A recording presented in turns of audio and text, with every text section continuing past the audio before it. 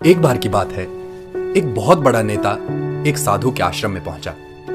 उसने उस साधु के बारे में बहुत कुछ सुना हुआ था और उसकी बहुत इच्छा थी कि वो एक दिन खुद जाके उन साधु से मिल ले। जब वो उनके आश्रम में पहुंचा तो उसके कुछ बॉडीगार्ड्स भी थे। उसने आश्रम में पहुंच के देखा कि वहां एक छोटा सा कमरा है।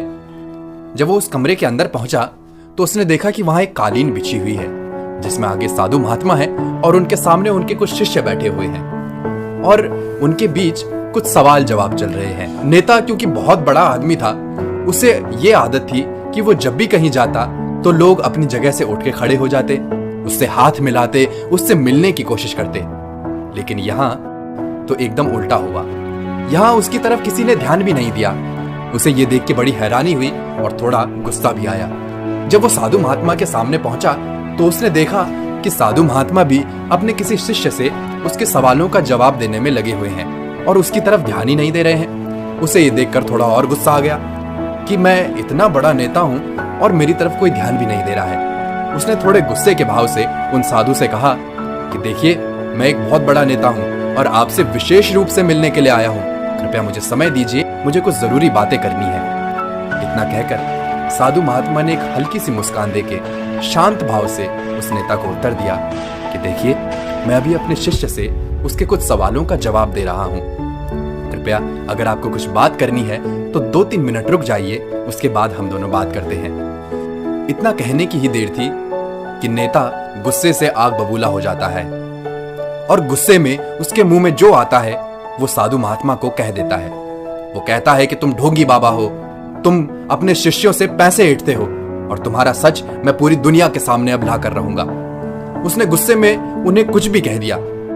जब उसने साधु महात्मा की तरफ देखा तो वो हल्की सी मुस्कुराहट के साथ उसी ध्यान में बैठे हुए थे। साधु ने अपने हाथ जोड़े और उस नेता से कहा कि देखिए, अभी आपने गुस्से में मुझे जो कुछ भी कहा, मुझे इस बात का कुछ भी बुरा नहीं लगा। ये सब कुछ आपके विचार हैं।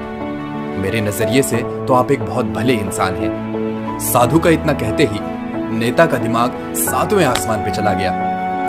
उसके चेहरे पे एक अलग ही खुशी थी क्योंकि साधु महात्मा ने उसे वही कहा था जो बाकी सब लोग उसे कहते हैं और वो खुशी खुशी वहां से लौट के अपने घर को चला गया। जब वो नेता वापस अपने घर पहुंचा तो वो अपने पिताजी के सामने जाकर के बैठ गया। उसके पिताजी एक बहुत ही भले इंसान थे। उन्होंने जिंदगी भर लोगों की बहुत सेवा की थी।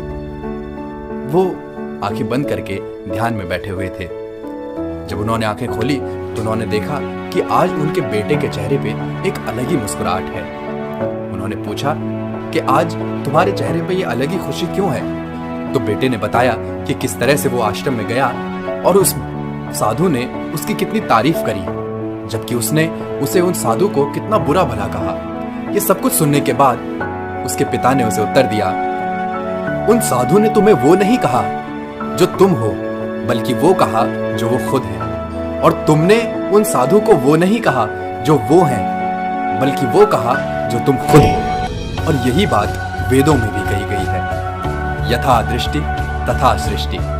ये दुनिया वैसी नहीं है जैसी हमें दिखती है, बल्कि ये दुनिया वैसी है जैसी हम इसे देखते हैं। तो अगर तुम अपनी दुनिया को बदलना चाहते हो तो उसका सिर्फ एक ही तरीका है, अपनी नजर को बदलो।